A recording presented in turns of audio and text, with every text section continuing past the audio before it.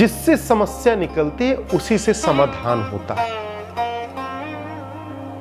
यदि आपकी car engine से खराब होता तो इंजन को खोलने से ही इंजन का मेंटेनेंस होता, बाहर से कुछ नहीं हो सकता है। जहां से जो चीजें उत्पन्न होती हैं वहीं से उसका समाधान भी होता है। तो इस तरह से सब समाज के लिए, देश के लिए, इस मानव जगत के कल्याण के लिए अपने अपने अनुभव से कार्य करते हैं। रेखी की भी एक ऊर्जा है जिससे कार्य किया जा रहा है, यज्ञों का भी ऊर्जा है जिससे कार्य किया जा रहा है, और मंत्र उच्चारण, बीज मंत्र जो गुरुजन देते हैं उस बीज मंत्र से भी लोगों का समाधान होता है। यहाँ तक कि आत्मबोध की स्थिति तक भी पहुँच जाते हैं, क्योंकि वह बीज मंत्र या वह शक्तियों का मंत्र भी हम अंदर से ही पढ़ते हैं। अंदर से जब पढ़ते पढ़ते भाव विभोर होते हैं तो अंदर की ऊर्जा प्रफुल्लित होती है, अंदर की ऊर्जा उत्पन्न होती है, और वह ऊर्जा अपने अंतर ऊर्जा में वह चीज को कार्य करती है। अब बात आती है कि मेरे जीवन का क्या अनुभव है। तो अपने जीवन की बात कहें तो जिस तरह मैंने बताया कि सबके अपने अपने जीवन के अनुभव हैं, सबके अपने अपने जीवन का उद्देश्य है कि हम किस रूप में, किस स्थिति में, किस अवस्था में, किस तरह का पावर हमने जीवन में अनुभव किया, किस तरह की पावर हमारे अंदर प्रज्वलित हुई, उस पावर के माध्यम से, उस लेवल के अनुसार हम बाहर सेवा करते हैं, बाहर समाज को देते हैं, समाज के लोगों का हित करते हैं, परहित कार्य करते हैं। यह एक ईश्वर की ड्यूटी है।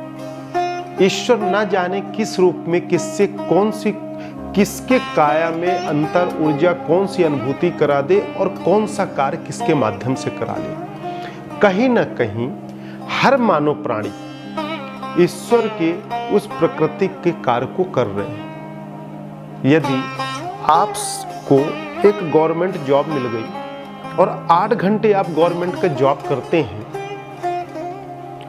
तो उसके जगह में government hospitals, school, building, residence, lodging, boarding, everything आपको फैसिलिटी देती है कि मैं तुझे 24 घंटे की पूरी फैसिलिटी देता हूं। जब तक तू शरीर तेरा काम करने की क्षमता है 30 साल, 60 साल की अवस्था तक, 65 वर्ष जो एक तय किया गया है, एक कोशिकाओं कब तक प्रज्वलित रह सकती है, कब तक ऊर्जावान होकर कार्य कर सकते हैं एक साधारण देहधारी मानव प्राणी। तो 8 घंटे की ड्यूटी की जगह वह आपको शेष घंटे आपको व्यवस्था देती है कि तुम सुरक्षित रहो, सुख में रहो, आनंद में रहो, और पर 8 घंटे ईमानदारी से मेरा कार्य करो। हमको प्रकृति ने, ईश्वर ने इस प्रकृति में इस अनमोल काया को दिया, सोचने समझने की शक्ति दी, अनंत ऊर्जा हमारे अंदर दिए। उसके बाद भी हमारे पास 10 मिनट का समय नहीं है कि निस्वार्थ भाव से, निष्काम भाव से हम उस प्रकृति के कार्य को करें। और जब यह कार्य आता है तो हम कहते हैं हमारे पास समय नहीं, जबकि उस कार्य से भी हमारा ही भला है, हमारा वह मूल ड्यूटी है, हमारा वह मूल कार्य है। उसे छोड़कर हम संसारिक कार्य को समस्त महत्व देते हैं, जबकि 10 मिनट, आधा घंटा समय हम उस ऊर्जा के लिए निकालें, प्रकृति के सहयोगी बने इस सृष्टि के कार्य में, तो हमारा शेष समय बहुत अच्छे से बीतेगा और कम समय में हम संसारिक काफी उपलब्धि और सफलता प्राप्त कर सकते हैं। इस तरह से भी इसको समझा जा सकता है, और ये हकीकत है।